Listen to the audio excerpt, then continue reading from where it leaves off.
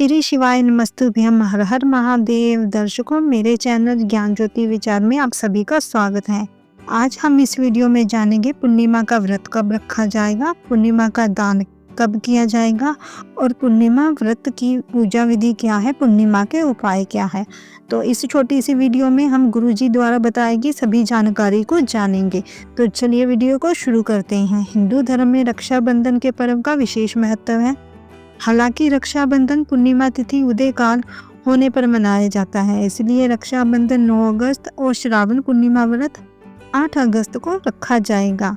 सावन मास की अंतिम पूर्णिमा को लेकर उलझन की स्थिति बनी हुई है। पंचांग के अनुसार 8 अगस्त पूर्णिमा तिथि आरंभ होगी दोपहर 2:13 पर और पूर्णिमा तिथि समाप्त होगी 9 अगस्त दोपहर 1:25 पर।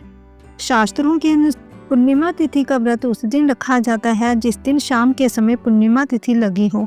ऐसे में 8 अगस्त शुक्रवार को पूर्णिमा का व्रत रखा जाएगा, क्योंकि इस दिन पूर्णिमा तिथि शाम में रहेगी। लेकिन रक्षाबंधन का त्यौहार पूर्णिमा तिथि उदय काल होने पर मनाया जाता है, इसलिए रक्षाबंधन 9 अगस्त को मनाया जाएगा। सावन मास की अंतिम पूर्णिमा के दिन एक उपाय अवश्य करें। पूर्णिमा के दिन भगवान विष्णु के साथ साथ भगवान शिव और माता लक्ष्मी की पूजा अर्चना करने से विशेष फल की प्राप्ति होती है।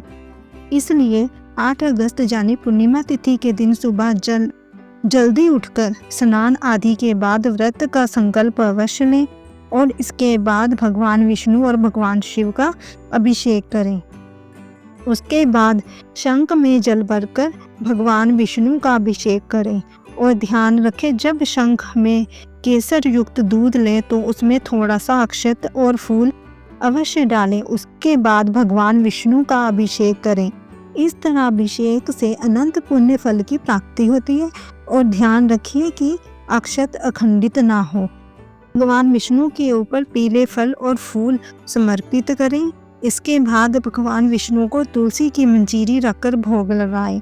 क्योंकि यह सावन मास की आखिरी पूर्णिमा है, तो इस दिन पार्थिव शिवलिंग का निर्माण घर के गमले या किसी पात्र में करें और पंचामृत से भगवान शिव का अभिषेक, जिससे पूरा साल आप पर भगवान शिव की कृपा बनी रहे। सावन पूर्णिमा के उपाय।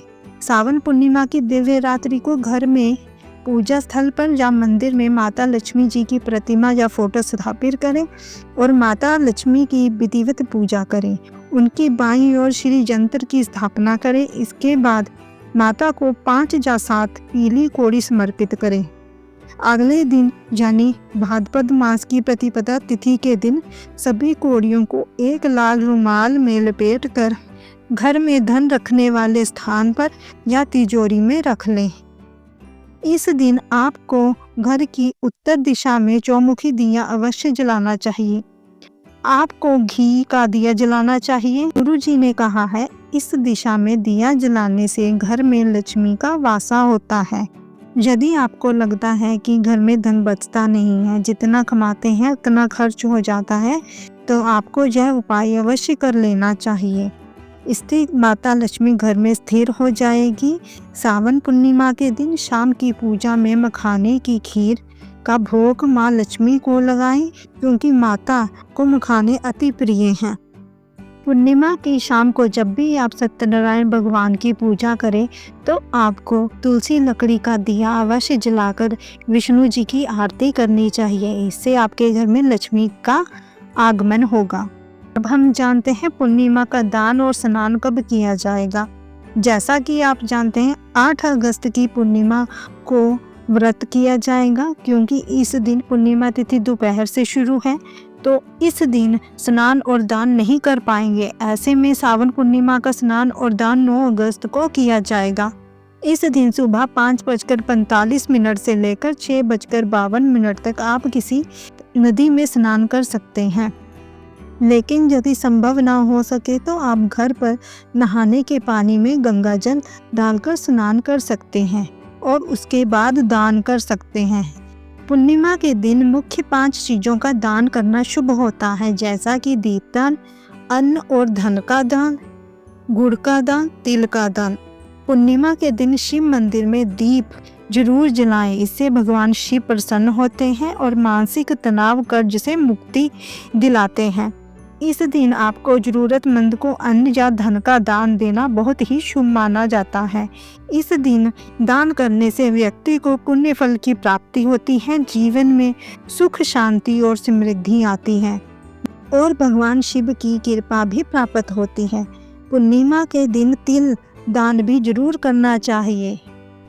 तिल दान को बेहद पवित्र माना जाता है। तिल दान से पितृ दोष कम होता है और आर्थिक परेशानी दूर हो जाती है। पैसे की तंगी चल रही हो वो भी इस दान से समाप्त हो जाती है।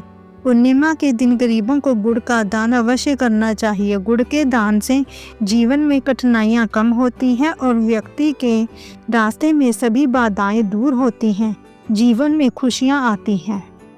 और इस दिन आपको चंद्र देव को अर्घ देने के लिए जल में थोड़ा सा दूध, अक्षत, सफ़ेद पुष्प और चंदन अवश्य मिला लेना है, जिससे आपको चंद्र देव की भी कृपा प्राप्त होगी। और इस दिन आप चंद्र देव के लिए खीर का भोग अवश्य बनाएं। तो यह थी आज की वीडियो अच्छी लगी हो तो वीडियो को लाइक करें।